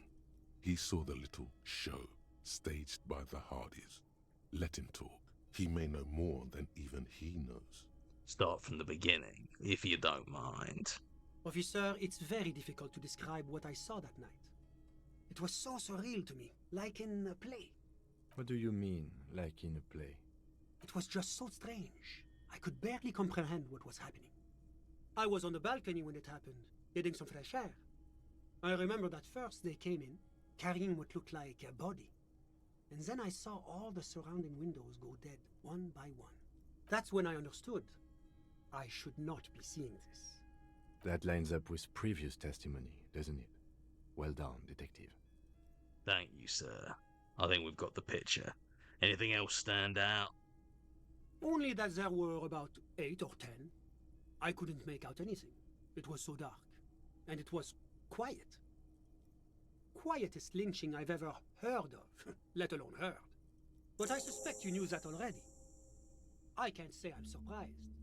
The fine reputation of the men and women serving in the RCM is well deserved. What's an official like you doing in Martinez? The Coalition is only looking out for the price stability. Inflation is a killer, like a heart disease blocking the normal circulation of the economy. It must be controlled. The economy impacts the entire international community, which is why it requires international oversight. Okay, but what are you doing here, in this apartment? Well, I'm renovating it. It is an interesting project. The building used to be a 12-story skyscraper before the cannons took the top 4 stories off. This, of course, happened when the Coalition forces landed here. You could say I'm undoing some of the material damage the international community caused when we arrived here. What is the price stability? It is the most important thing. That clears everything up. It's the central goal of any sound monetary policy. Maintaining the price stability is essential to maintaining high levels of economic activity, which is essential for maintaining high levels of employment, which is essential for maintaining the social stability. Basically, it makes sure the price of bread doesn't change. Précisément. Too much inflation, bread becomes too expensive. Too much deflation, it becomes too cheap for bakers to produce. That's why the Institute of Price Stability works to keep inflation just below 2%. Below 2% of what? But not too far below, no. Too below is also bad. Below, but close to 2%. You're not answering my questions at all. The Coalition believes in the importance of informing the public about the benefits of the price stability. Transparency is one of our principles. Would you like an informational pamphlet? Okay, sure. Give me a leaflet. A sound monetary policy is essential for addressing uncertainty. Stability is the raison d'être of the moral intern. It's the reason why I identify as a moralist. But oh, I don't have my leaflets on me today. That's too bad. You can always call our information line. Making information available is part of the moral intern's commitment to transparency. So you're some kind of bureaucrat? Yes, as I said before, I am a commissioner from Sur-la-Clé working for the Institute of Price Stability. This is one of the main projects of the moral intern. Wait, there isn't actually an Institute of Price Stability, is there? Or maybe there is. God, it's impossible to understand whether someone from the moral intern is joking or not. Enough business, let's talk about something else. Whatever you wish, officer. Can you tell me about your friend? My friend.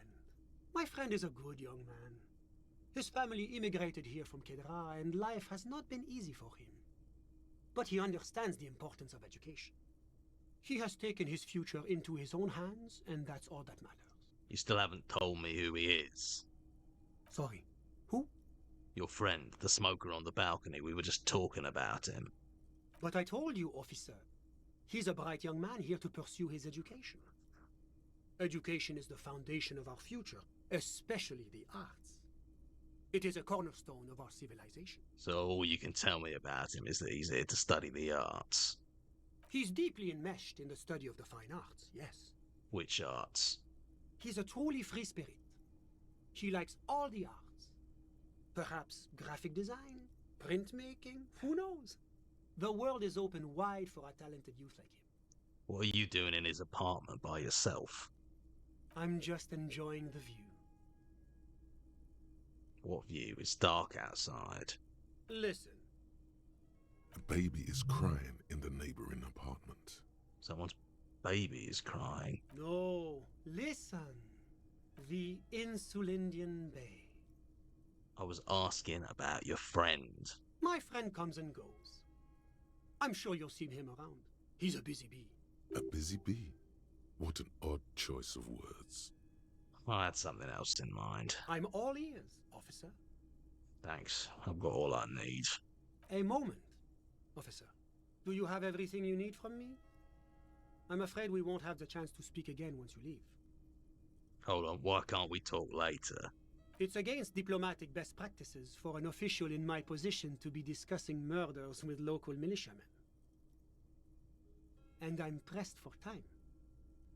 After you leave, I should be leaving as well. That's not the real reason he's so apprehensive. Men in his position shouldn't be seen loitering around in underprivileged young men's apartments in the middle of the night. Thanks for the heads up, but my work here is done. Of course. I'm glad I could help.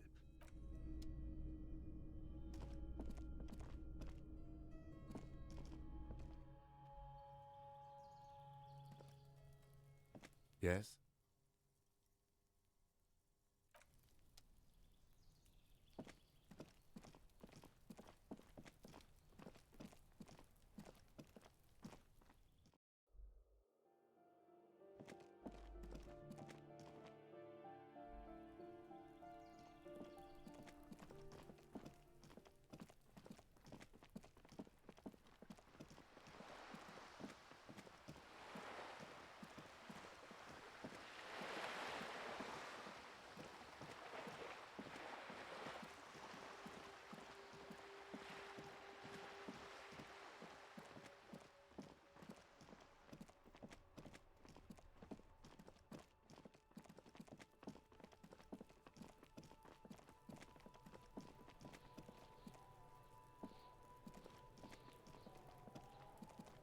The man is decomposing visibly now.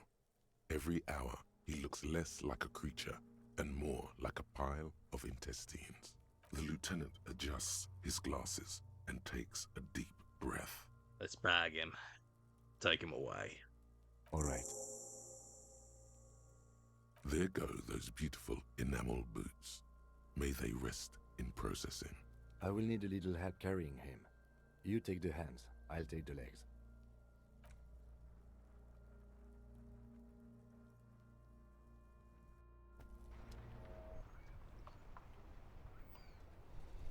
Right. I just need to very quickly see what, if anything, I can pawn. Because I do not currently have money for a room, which is real bad. Hello, hello. Let me know if I can help you with it. Sure, let me have a look. I'm not purchasing it, and especially that tie. It swallows photons around. Your mother is a necrotic object! I'm fun! Look at me sparking in the light of the projector! Anything else you're thinking of selling? Oh my god, does it actually...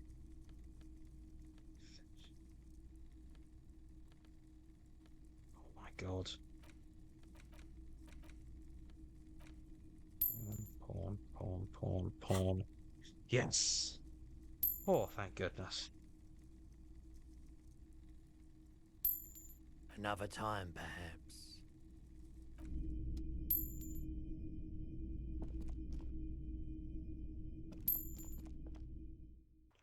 Which case... Yeah, okay. I may have overdone it, actually. Oh, I didn't need to sell my postcards after all. Oh well.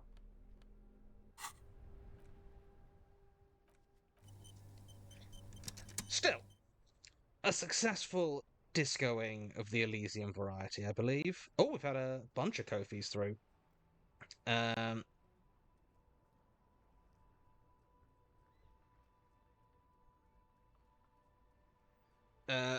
Okay, I don't usually answer Magnus questions here, but Red Dead Zombie says, "Hi Johnny, I listened to the season 4 Q&A where you and Alex described your media monitoring night shift job, which inspired Protocol. Alex called it cushy. You said it was one of your favourite jobs. So how did it inspire such horror? Have a good weekend. Don't work too hard. So don't get either of us wrong. It wasn't a good job. The fact that we both like fit it so well is more a testament to how weird we were, and the odd place our lives were at that point, rather than the job itself. It was night shift. It was completely detached from the real world. It was in a basement in Royal Mint Court.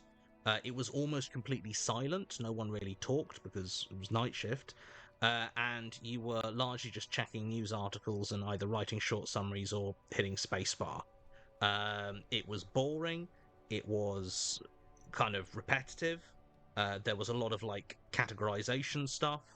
And crucially, it was part of a huge sort of mechanism. Like the whole media monitoring company, the chain of the sequence of events that led from like the newspaper or publication to the client receiving stuff was very complicated, and we were just like one of maybe 6 or 7 steps in that process.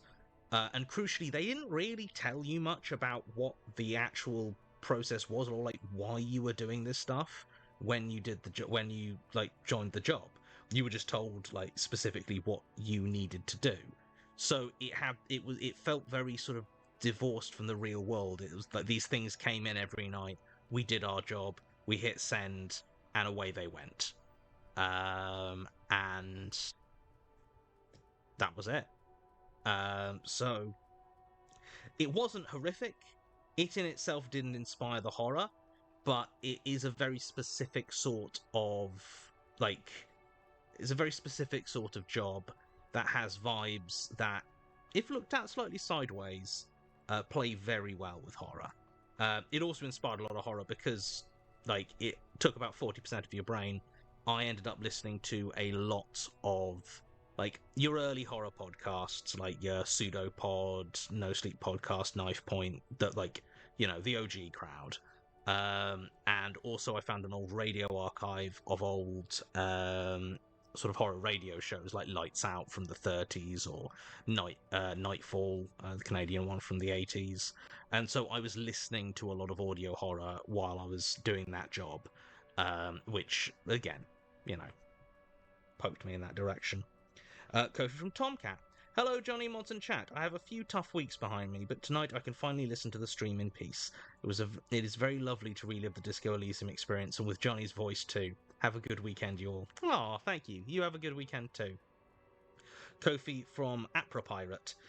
Happy Friday, Johnny. I've finally started listening to Magnus Protocol, and it's been fantastic so far. Been doing Protocol Book Club with my best friends, so we discuss each episode after we listen, and it's been very fun speculating together. Can't wait to get caught up. Oh, thank you. That sounds like a really fun way to do it. I often think that, like, the book club format, where you're, like, talking to it with, like, a handful of people whose sort of takes you respect and whose, like, taste in media you sort of gel with, is often like a lot more sort of rewarding to my mind than like engaging with a lot of like wide spectrum fandom stuff. But that might just be how I'm built. Yeah. Code from Red Dead Zombie. Apologies, I keep forgetting not to ask Magnus questions. The perils of undiagnosed ADHD plus being a fan of an addictively good horror series. So a different cue. Do you still sing / play an instrument as a hobby? You have a lovely singing voice. Oh, thank you. I don't like instrument wise. I played the flute in primary school and was never very good, and I played the harmonica in the mechanisms, but like I was the 3rd or 4th best harmonica player in the actual band. It was largely to give me something to do on stage during the instrumental bits. I don't do any singing like in any sort of performance context at the moment, which is, you know, a bit of a shame, but, you know, c'est la vie. I do plenty of other performance stuff. But I mean, I sing all the time. I sing to my cats a lot. I sing. I find myself singing a lot. Just not in a performance context at the moment. Kofi from Stomp. Hello, Johnny, mods, and chat. I was in a bad mood earlier, but stream started at the perfect time and I decided to bring you all on a bike ride with me in my headphones. Cheered me right up. Thanks for all you do in the Chill Friday stream. Hope everyone has a nice weekend. Oh, I'm glad it cheered you up. And I hope you have a nice weekend too. And a Kofi from Tempest Montgomery. Happy Friday, Johnny and all. I hope you and Sash have a good time at the Gamescom this weekend. That sounds so fun. I'm also going to a con for zines and independent publishing happening here this weekend that I'm super excited for. I hope for a fun time for us all. That's really cool. I hope you have a great time there. And that sounds like a really interesting convention. So yes, that will be our stream for today. If you are around in Manchester or its environs over the weekend, feel like and have the time, pop into Aircon and say hi. We're in like one of the traders around the edge of the main hall. There probably won't be a Sunday stream. I think it's one of those ones where like I think technically we're getting home in time, but I am not optimistic that we will be in any position to stream after the after doing the weekend of Aircon. But who knows? Who knows? We'll let the mods know when we do, but don't expect it. Monday should be as normal, though. There will be book club.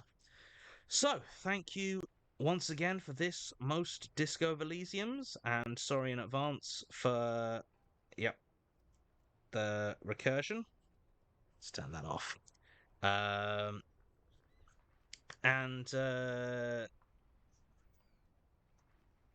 Yeah, as we say at the end of every stream, he just smells really nice, you know? He just smells good. Why does he smell good? Bye.